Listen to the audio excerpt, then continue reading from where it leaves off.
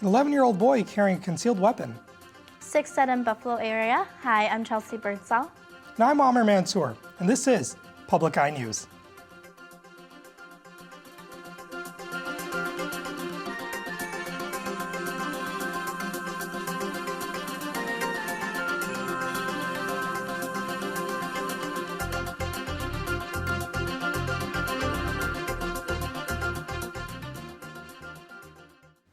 "42-year-old Paul Moylanen of Houghton County is scheduled for pretrial on January 5th for charges of second-degree murder. Moylanen faces charges of stabbing and killing Marcy Levine on September 19th. Levine was found dead at her home with her 14-year-old daughter alive, but with several stab wounds as well. Levine's daughter is expected to recover. Marquette County engineer Jim Economy spoke before County Board yesterday about last week's snowstorm. The board and the road commission have received complaints about the bad road conditions. Iwanaki explained how the unique storm brought 3 days of consistent, dense, wet snow, which left thick layers on roads. Iwanaki states that the fast snowfall and small crew forced them to contract plow businesses for help. The Beacon House is looking for a new avenue to take root on that may cost up to $1 million. During times of a medical crisis, the nonprofit Beacon House is a hospitality house that provides shelter amongst other services to families and their loved ones. Officials from the Beacon House say it could potentially be a challenge, but are overjoyed at the potential of being in a new building. Mary Tavernini Dowling, the CEO of the Beacon House, is particularly excited to start from scratch due to the limitations the current location provides. Munising restaurant Johnny Dogs is planning to open up a second location in Marquette in the empty space next to Ron's Tacos on 3rd Street. Owner John Flanders is hoping to hit the college crowd by selling 4 types of fries and between 25 and 30 types of hot dogs, including vegan and falafel dogs. Flanders said the idea seemed opportune as college students would stop in on their way downstate and express desire in a Marquette location. Flanders is hoping to open up on January 15th. An 11-year-old boy has pled guilty to carrying a loaded gun to his 5th grade class. In September, the boy was found to be carrying a weapon in Kingsley Middle School. After a classmate informed their teacher, the boy has since been expelled, but will appear for his sentence on December 19th. Being a juvenile, the boy's criminal record can be cleared in the future if he stays away from trouble. Officials from Wisconsin's Trade and Consumer Protection are warning residents of a circulating government phone scam. People have been receiving pre-recorded calls of a supposed Steve Martin of the U.S. Treasury. The phone scam warns callers to contact a certain number or face a federal criminal offense. Officials are warning residents to hang up if they receive the call and to not call the given number. And after the break, we'll be back with your national and international news. Stay tuned. Next time on the PBS Arts Fall Festival. A special encore presentation of Cats, one of musical theater's greatest blockbusters, featuring Elaine Paige singing the show-stopping Memory. Next time on the PBS Arts Fall Festival, Great Performances presents Cats, Friday, November 21st at 9/8 Central, only on PBS. Welcome back to Public Eye News. A man is being charged with fatally shoving a stranger in front of a train in New York and is expected to appear in court later today. Police say victim Wai-Kun Kwok was standing on a platform on Sunday with his wife when Kevin Darden shoved him in front of a train. Surveillance cameras caught Darden leaving the scene, catching a bus for 10 blocks before heading to a convenience store. Darden does have a criminal record including charges of robbery and assault. Buffalo is buried in snow. A pre-winter storm caught many in Western New York and surrounding areas by surprise, stranding motorists and trapping residents in their homes. The storm is blamed for at least 6 deaths in the Buffalo area. Jerika Duncan reports. There is already more than 5 feet of snow on the ground in parts of Buffalo, and more is on the way. That's a year's worth of snow in 4 days, 3 days. Waves of blinding lake-effect snow paralyzed drivers, forcing hundreds to ride out the storm in their vehicles. There was so much snow, some plows couldn't make it through. Temperatures dropped to record lows. Police found one driver dead in his car. A 46-year-old male in the town of Alden. The car was buried under approximately 12 to 15 feet of snow.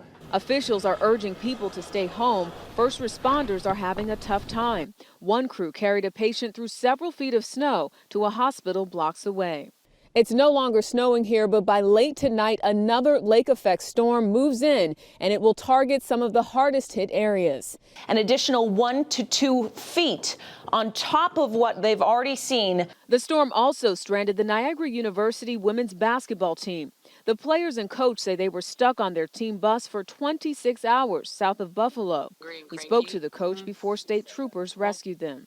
The longer it goes, the harder it gets, but our team does a great job of perspective. You know, we know there are people that need first responders even more than we do. Players put snow in their Gatorade bottles so they had drinking water while they rode out the storm. Jerika Duncan, CBS News, West Seneca, New York. Acting Director for the Secret Service, Joseph Clancy, is warning politicians of the suffering morale and subsequent consequences the agency faces. Clancy is appearing before Capitol Hill today for a hearing on the recent upsets within the Secret Service.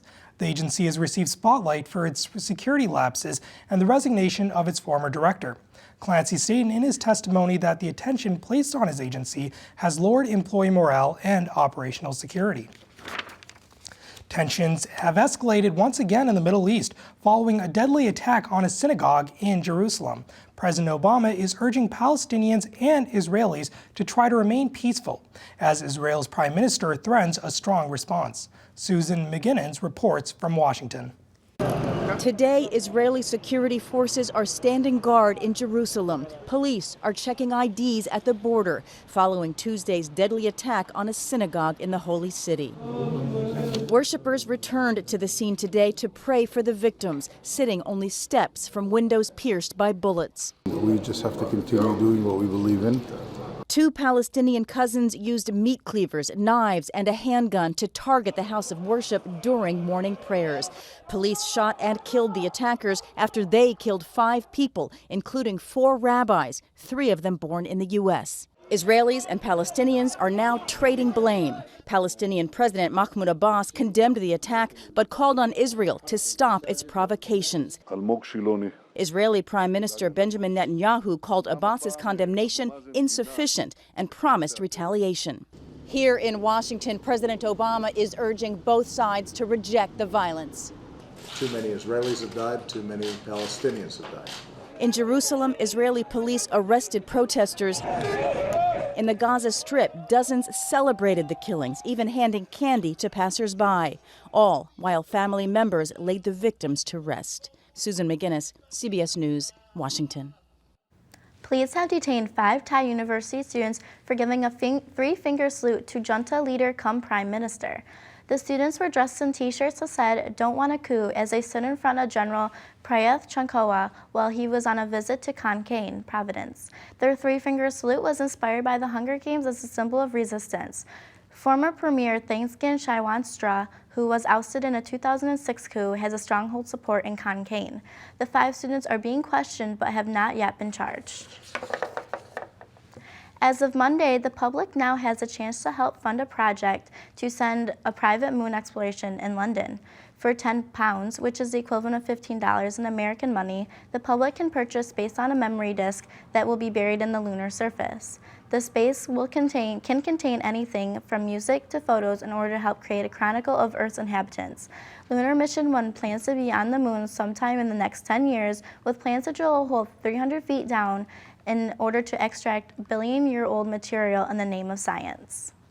After the break, we'll have your sports and weather. Stay tuned.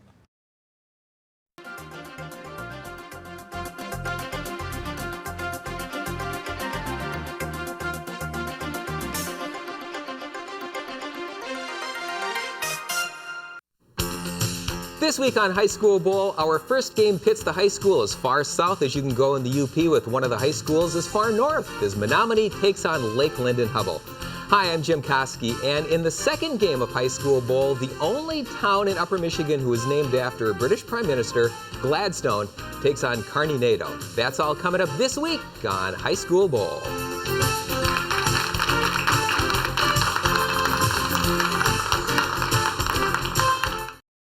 And welcome back to Public Eye News. I am Floyd Smith here with your local weather. As you can see behind me in the Academic Mall, the snow isn't going anywhere, so make sure you bundle up. Let's take a look at the current conditions. Currently, it is partly cloudy with temperatures of 21 degrees and winds are going west at 7 miles per hour. The barometric pressure is 29.58 inches and steady. Tonight, there will be snow and there's a low of 14 degrees and winds are going west at 10 miles per hour. Tomorrow, it will be partly cloudy with a high of 19 and winds are going northwest at 15 miles per hour. Let's take a look around the UP. In Sault Ste. Marie, it is 24 and cloudy. In Manistee, it is also 24 and cloudy. Escanaba, it is 21 and sunny. In Menominee, it is 24 and cloudy. Iron Mountain, 21 and cloudy. Ironwood, 13 and cloudy. Houghton, 21 and cloudy. And back here in Marquette, it is 21 and cloudy. Let's take a look ahead. Friday, there's a high of 22 and a low of 16 and partly cloudy. Saturday, there's a high of 37, a low of 32 and cloudy. And Sunday, there's a high of 38, a low of 35 with rain showers. So it's really cloudy outside. I heard it's getting pretty cloudy in the NFL as well. This is true, Floyd. It is getting very cloudy in the NFL in regards to their concussion protocol, and it's going to get really expensive for them if it's not settled. NFL concussion protocol is taking a big leap in compensating former players after retirement and continues furthering this hot-button issue in court. A lead NFL player's lawyer pushing the estimated $1 billion settlement of NFL concussion claims say the league will pursue scorched earth litigation if the case isn't settled.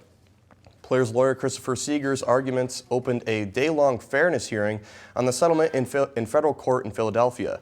The deal would settle thousands of lawsuits that accuse the NFL of long hiding what it knew about concussion risks. The NFL expects 6,000 former players to develop Alzheimer's disease or dementia in the coming decades and would get an average of $190,000 in benefits. In MLB news, Miami Marlins outfielder Giancarlo Stanton signed his record $325 million 13-year contract with the Miami Marlins at a news conference, formally announcing the deal today. Stanton signed the agreement at the start of the news conference while sitting next to Marlins owner Jeffrey Loria. The Attendance Challenge franchise drew nearly 100 members of the media for the occasion. The contract is the most lucrative for an American athlete and the longest in baseball history and includes a no-trade clause, and Stanton is able to opt out after 6 years and $107 million. Stanton said the deal points the Marlins in a winning direction. Jason Collins, who became the first openly gay athlete in North America's 4 recognized major sports when he played for the NBA's Brooklyn Nets last season, announced his retirement today from the league. The 35-year-old Collins made the announcement in first-person story for Sports Illustrated, the same form he used in April 2013 to publicly announce his sexuality. Collins said, quote, "It had been argued that no team would want to take on a player who was likely to attract a media circus from the outset and whose sexuality would be a distraction. I'm happy to have helped put those canards to rest," end quote. Collins joined the Nets in February and played 22 games for the team, but was not on the roster this season. So Chelsea, marijuana is really big in the media today. Tell me more about it. What's going on in Oregon? Well, that's good that you asked. And Oregon has voted to legalize pot, but the University of Oregon will still have it banned from campus. WNMU-TV reports that though it is legal, the use of weed is still prohibited in the Student Conduct Code. University officials fear the relaxed weed policy will threaten federal funding since it is still illegal in federal level.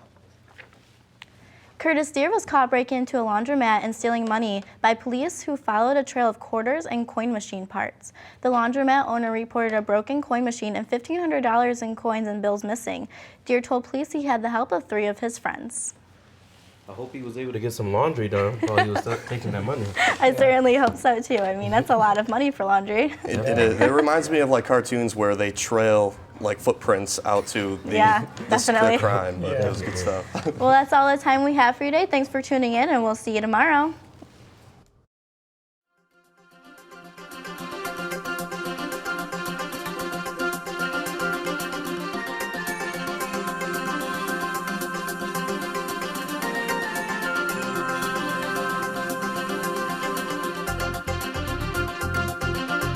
The preceding program was produced in studios located in the Edgar L. Hardin Learning Resources Center by WNMU-TV, Northern Michigan University Public Television.